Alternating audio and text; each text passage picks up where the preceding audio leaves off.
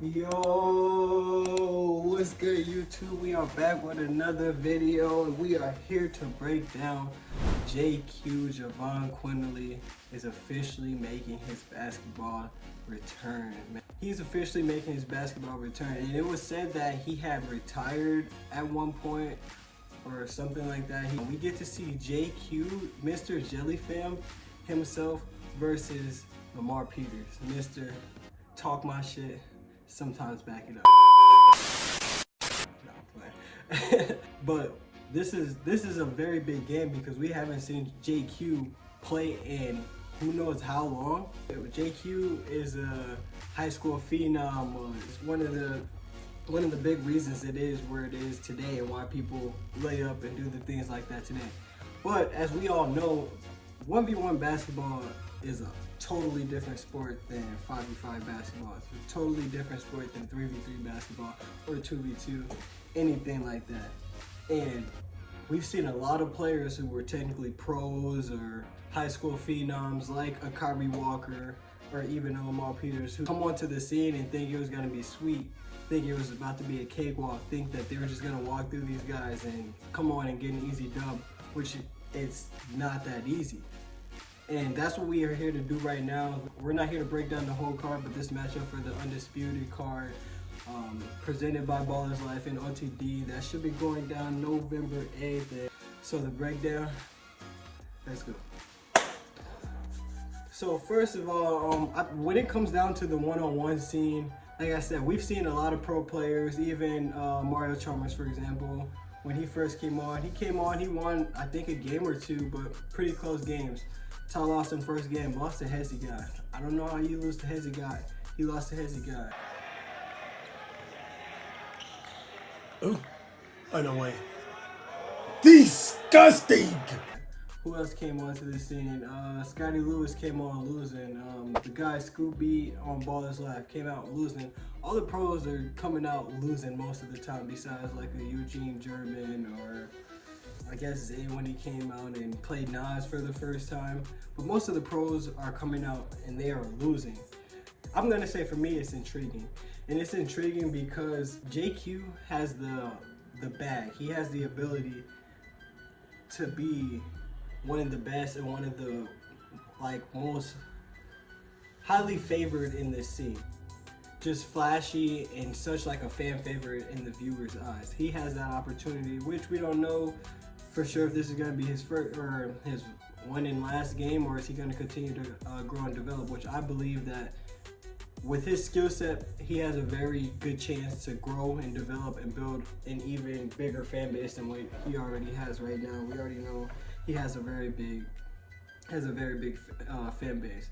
And what this could mean for JQ coming in and beating a guy like Lamar, who's on a revenge tour, who a lot of guys are ducking right now. Frank Nitty was heard saying that he felt like he'd have to get in shape to play Lamar Peters, but he'd be willing to play Scoob, who Scoob just beat Lamar Peters, which I don't blame Frank Nitty because styles make matchups and things like that. But Lamar's been getting ducked by a lot of people. A lot of people want to play Lamar. He's on his revenge tour. Lamar's like the one angry man. You just look at when you're walking down the street and you look the other way. You don't make no eye contact with that man. That man got aggression and pain built up inside his eyes. Yeah, for a guy like Javon Quinerly, a win for him coming onto this scene and beating a guy like Lamar Peters, who was also projected to the NBA or projected to go to the NBA. And keep this in mind, everybody was saying Javon Quinerly, JQ, had retired. His last college basketball season was in Memphis in the 23-24 season, so he didn't play the 24-25 season. So we don't really know how much he's been hooping or anything like that. But like I said, see what this win could do for Javon Quinerly, especially if he plans on staying in the scene, whether it's playing or as a commentator or anything like that. This win is a huge win for him. Not only does it boost his stock, but it makes Lamar's go down tremendously because Lamar has been chasing that Nasir core matchup, and Lamar actually has experience in this scene, so it would kind of be a bad look on Lamar if he were to lose this.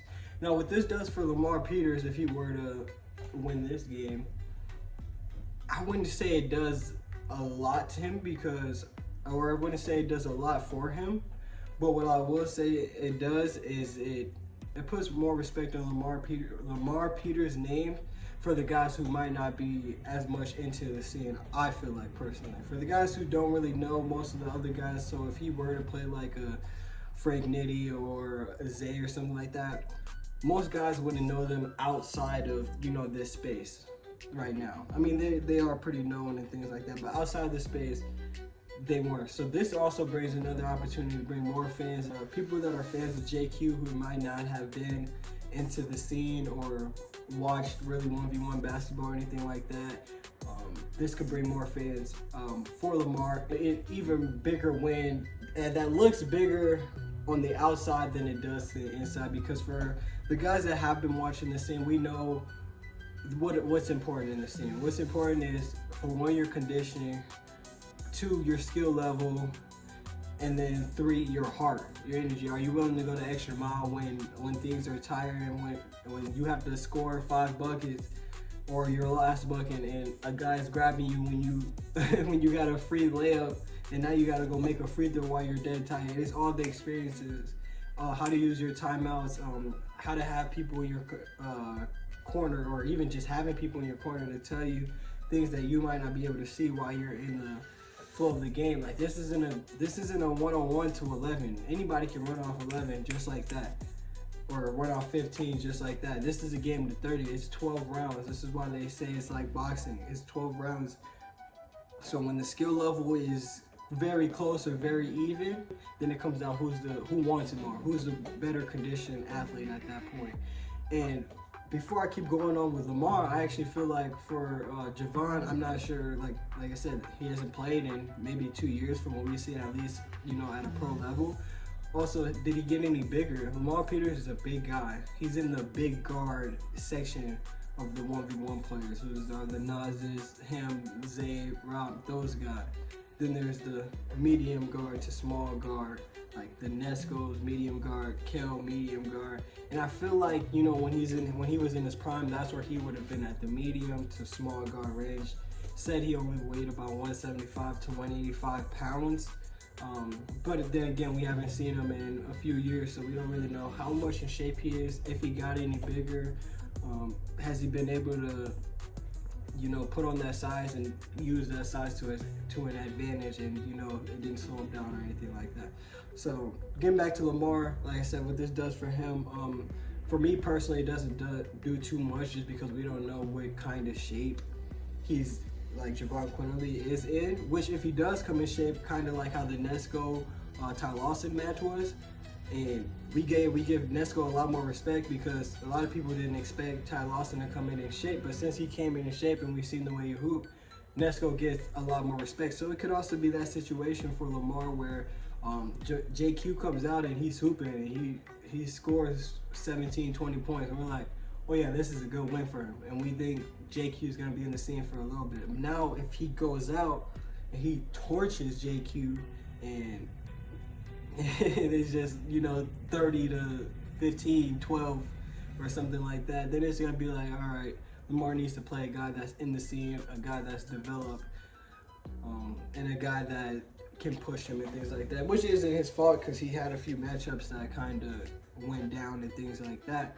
People are ducking. It is what it is.